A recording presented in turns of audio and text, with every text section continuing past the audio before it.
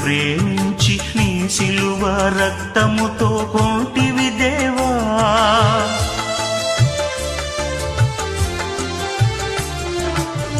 లోక ప్రేమలన్నీ నీటి మూటలవగా శాశ్వత ప్రేమతో పెంచిన దేవా. నీ ప్రేమను నేనెలా వర్ణింతునయ్యా, ఏమిచ్చి నీ రుణం నే తీర్చెదనయ్యా.